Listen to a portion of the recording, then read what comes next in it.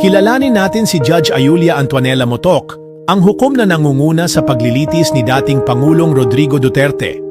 Siya rin ang isa sa mga lumagda sa warrant of arrest laban sa dating pinuno ng Pilipinas, isang hakbang na nagpagalaw sa pandaigdigang entablado ng hustisya at nagpataas ng tensyon sa pagitan ng bansa at International Criminal Court, ICC.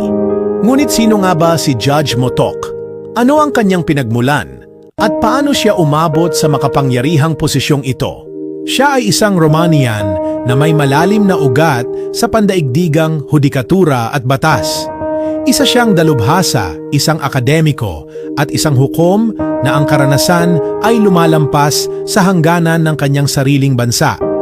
Ipinanganak siya sa Romania at mula pa sa kanyang kabataan, tinahak niya ang landas ng batas na kalaunan ay magdadala sa kanya sa pinakamataas na antas ng pandaigdigang hudisyal na sistema.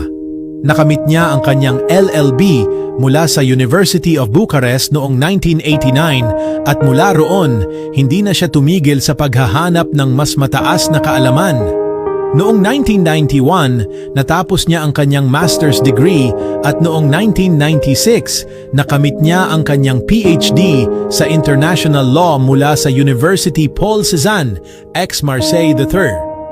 Hindi pa rin siya nakontento. Noong 1998, natamo niya ang habilitation sa batas mula sa Paris Toupans, Jean Monnet, at kalaunan ay nakamit pa ang PhD sa Pilosopiya mula sa University of Bucharest noong 1999. Sa kanyang mahabang akademikong karera, nagsimula siyang magturo sa University of Bucharest noong 1995 at naging ganap na propesor noong 2002. Ngunit hindi sapat ang pagiging isang akademiko.